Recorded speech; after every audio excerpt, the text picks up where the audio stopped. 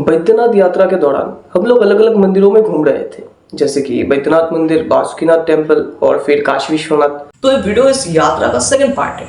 तो अगर आपने इससे पहले का वीडियो नहीं देखा है तो पहले उस वीडियो को देख लीजिए, फिर आगे इस वीडियो को कंटिन्यू करते हैं। बाय द वीडियो का लिंक आपको नीचे डिस्क्रिप्शन में मिल जाएगा और ऊपर आई बटन में भी है। और अभी हम लोग थे उज्जैन के रास्ते में, मतलब महाकालेश्वर जा रहे थे, पर रास्ते में आगे जाते हुए अचानक से हम लोग का गाड़ी बंद पड़ गया।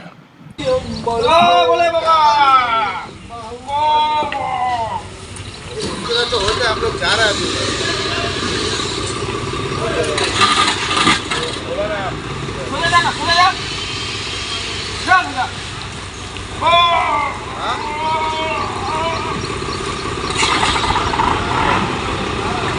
तो किसी तरह हम लोग एक मैकेनिक के दुकान पर पहुंचे और यहाँ आके पता चला कि गाड़ी ठीक होने में 4-5 घंटे से भी ज़्यादा समय लग सकता है। तभी उस दुकान के सामने खड़े हुए कुछ 4-5 लोग आके हम लोगों से बोल रहे थे कि आप लोग का गाड़ी ठीक होने में तो 4-5 घंटा लग रहा है, तो आप लोग एक काम कीजिए, यहाँ से कुछ किलोमीटर की दूरी पर शिव जी का एक बहुत ही प्राचीन मंदिर है, तो आप लोग वहाँ जाके घुमाइए। तब हमें लगा हाँ ये बात तो ठीक है, यहाँ वैसे भी 4-5 घंटे गुजारने से तो अच्छा है कि मंदिर जाके घुमाए। तो ऐसे शुरू होता है हम लोग का इस अनजाना मंदिर का सफ़र।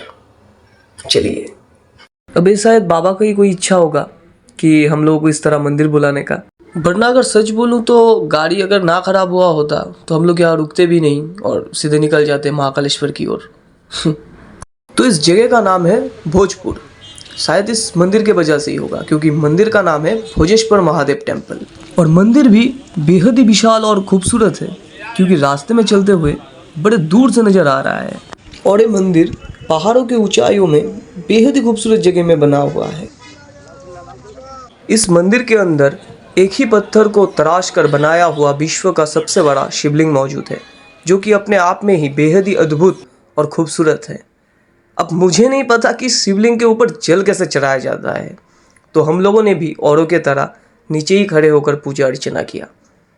और इस मंदिर को प्राचीन खूबसूरत मूर्तियों के द्वारा सुसज्जित किया गया है, जो कि देखने में बेहद ही खूबसूरत है और अपने आप में ही अद्भुत है। तो इस मंदिर में घूमते घूमते हम लोगों का गाड़ी भी ठीक हो चुका है, तो चलिए चलते हैं फिर से उज्जैन की ओर। पर उससे पहले कैमरामैन गोपाल भैया के साथ मैं कुणाल घोष ऑन भोजेश्वर महादेव टेम्पल।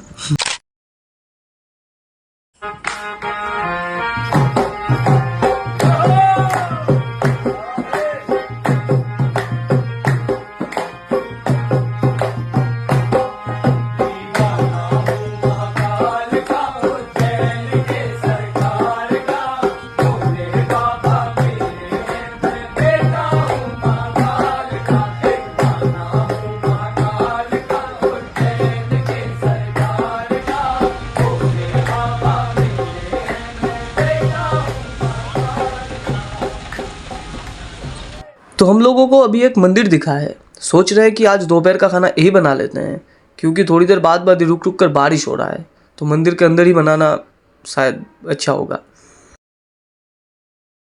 तो परमिशन मिलते ही खाना बनाने का तैयारी शुरू हो गया। तो खाना खाकर चलिए चलते फिर से उज्जैन की ओर।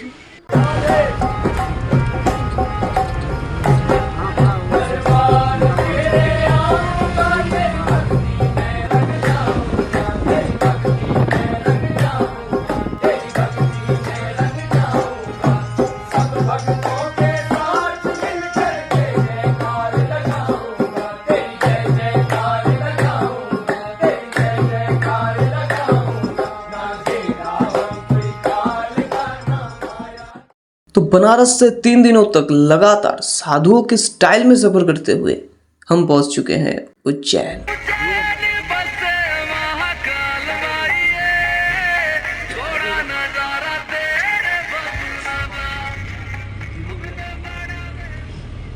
तो अभी गूगल बाबा के सहायता से ठहरने का उपयुक्त स्थान खोजा जा रहा है। तो आज रात हम लोग इसी रूम में रुकने वाले हैं, मतलब सोने वाले हैं। अब भैया उज्जैन आए हैं सोने के लिए थोड़ी ना, इसलिए नींद आने के बावजूद हम लोग तो निकल गए महाकाल की नगरी घूमने। पर पता नहीं कहाँ से ये भैरव बाबा हम लोगों को मिल गए, जिनके साथ मिलकर हम लोगों ने रात भर उज्जैन का नज़ारा देखा। अगले दिन सुबह ही हम लोग पहुंच चुके थे शिप्रा नदी के तट पर।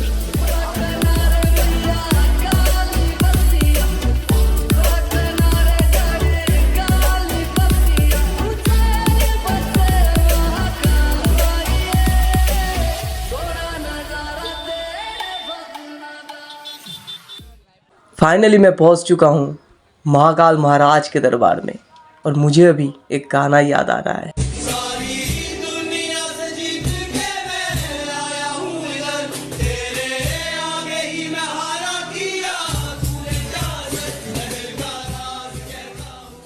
महाकालेश्वर टेम्पल, इस मंदिर में दुनिया का एकलौता दक्षिण मुखी शिवलिंग मौजूद है और यही एकलौता ऐसा ज्योतिर्लिंग है जहां बाबा का चेहरा बनाया जाता है। माना जाता है इनका दर्शन कर लेने से ही अकाल मृत्यु नहीं हो सकता। इनको कालों के काल महाकाल कहा जाता है। यह काल का अर्थ है समय, यानी जो समय से भी परे हो। तो बाबा के इस मंदिर से निकलकर पास में ही हम लोगों को दिखा भारत माता मंदिर। यहाँ पर हमारे प्रमुख 12 ज्योतिर्लिंगों के स्थानों को हिंदुस्तान के मैप के द्वारा बेहद ही खूबसूरत तरीके से दर्शाया गया है और यहाँ पर 16 फीट ऊंचे भारत माता का एक बेहद ही खूबसूरत प्रतिमा भी मौजूद है। तो इस भारत माता मंदिर से आगे बढ़ते हुए हम पहुंच चुके हैं महाकाल लोक, जहां आते ही गणेश भगवान आपकी स्वागत करें और यहाँ के 26 फीट ऊंचे नंदी द्वार से प्रवेश करते ही ऐसा लगता है मानो कि आप अलग दुनिया में पहुंच चुके हैं, जहाँ की 108 पिलर्स और उनके ऊपर की गई भगवान शिव की अलग अलग मुद्राओं की नक्काशी। एक स्थान ऐसा भी है जो सप्त ऋषियों को समर्पित है, जहाँ उनके बीच मौजूद है 94 फीट ऊंचा शिव स्तंभ, जिस स्तंभ के ऊपर बनाया गया है सदाशिव की छवि और यहाँ के दीवारों पर भी शिव पुराण से जुड़ी हुई कुछ दृश्यों को दर्शाया गया है। और यहाँ के लोटस स्पॉट, जहाँ शेरों के फाउंटेनों के बीच मौजूद है भगवान शिव की ध्यानमग्न प्रतिमा। कहीं यमराज से मार्कंडे की प्राण रक्षा करते हुए, कहीं समुद्र मंथन के दौरान निकला हुआ जहर को पीते नीलकंठ महादेव, कहीं गणेश और कार्तिकेय को साथ में लिए माता पार्वती जी, भयंकर स्वरूप धारण किए हुए वीरभद्र जी, कहीं कैलाश उठाते हुए बलशाली रावण, कहीं काल भैरव जी की बेहद ही खूबसूरत प्रतिमा, शेषनाग के ऊपर ध्यान करते हुए महादेव, मणिभद्र जी, चंद्रशेखर, नवग्रह मंडल, कहीं जटाओं में मां गंगा को धारण करते हुए, त्रिपुरासुर संहार दृश्य, दूल्हा बनकर बारात ले जाते हुए हमारे पिए भोलेनाथ जी। और ये सब देखते देखते अगर आप थक जाएं तो आपके आराम फरमाने के लिए भी व्यवस्था है। देखिए, घूमने फिरने के साथ साथ शरीर को ठंडा रखना भी बेहद ही जरूरी है।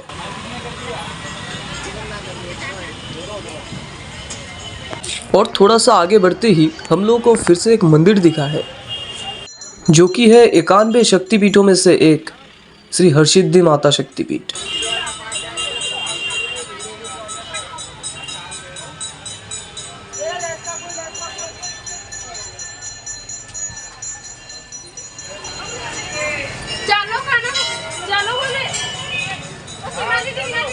और इस मंदिर में प्रवेश करते ही मुझे एक बात पता चला है कि इस मंदिर के ठीक सामने से मेरा बाबा का मंदिर भी नजर आता है। चलो वहाँ पे खाना मिल रहा था ना।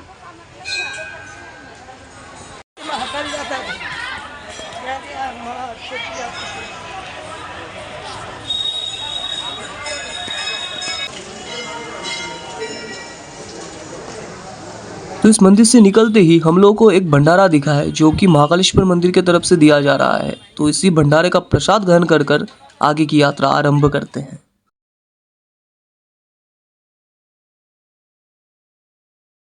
तो हम अभी एक बेहद ही रहस्यमयी मंदिर की ओर बढ़ रहे हैं। महाकाल मंदिर से लगभग 6 से 7 किलोमीटर की दूरी पे स्थित ये एक ऐसा मंदिर जहां आते ही शराब की गंध महक उठती है। भक्तगण यहाँ बाबा को प्रसाद के रूप में शराब चढ़ाते हैं और आश्चर्य की बात यह है कि यहाँ के पंडित जी आपके द्वारा लाया गया वो शराब पतीले में परोसकर बाबा के मुंह के सामने रखते ही वो प्रसाद रूपी शराब धीरे धीरे आपके आंखों के सामने से गायब हो जाता है। पर आज तक कोई ये पता नहीं लगा पाया कि वो शराब आखिर जाता कहाँ है। तो ये मंदिर काल भैरव जी को समर्पित। जैसे बाबा महाकालेश्वर जी को उज्जैन का महाराजा माना जाता है, ठीक वैसे ही काल भैरव जी को उनका सेनापति माना जाता है। सवारी अभी उज्जैन से निकल पड़ी है एक ऐसे मंदिर की ओर जहां हर रोज रात को स्वयं भोलेनाथ और माता पार्वती जी पाशा खेलने आते हैं।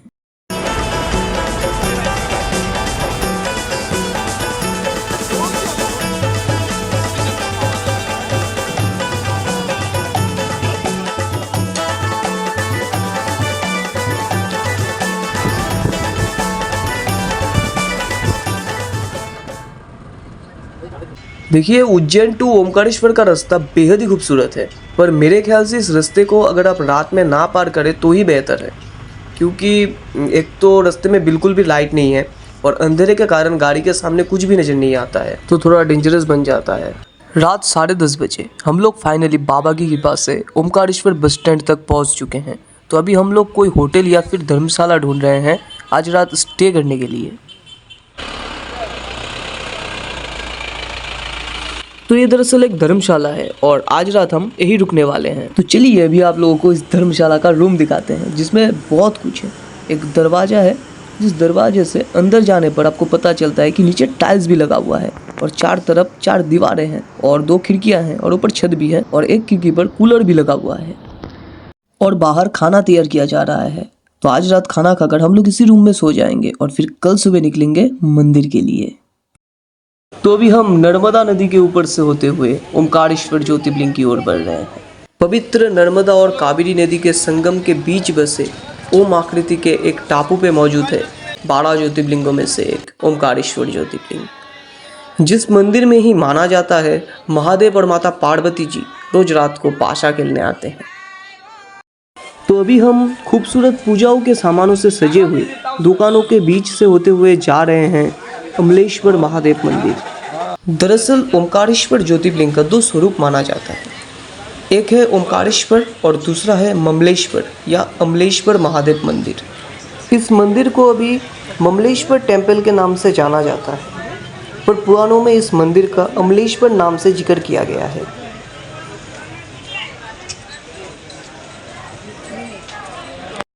तो 4 ज्योतिर्लिंग और 2 शक्तिपीठ दर्शन कर लेने के बाद अभी हम लोग जाने वाले थे अयोध्या, हाँ, राम जी से मिलने के लिए। पर वो वीडियो मैं आप लोगों को दिखा नहीं पाऊंगा, क्योंकि अयोध्या में मंदिर के अंदर आप किसी भी तरीके से कोई भी कैमरा या फिर फ़ोन लेकर जा ही नहीं सकते। तो जब जा नहीं सकते तो वीडियो कहाँ से लाएंगे। तो देखते हैं, अगर फिर कभी मौका मिलेगा तो राम मंदिर का वीडियो भी जरूर लाएंगे। तो तब तक के लिए आप जितना हो सके उतना ज़्यादा इस वीडियो को शेयर कर दीजिएगा और प्लीज़ यार अपने से एक लाइक कर दीजिएगा। तो मैं मिलता हूँ आपसे एक और नया वीडियो में, तब तक के लिए गुड बाय।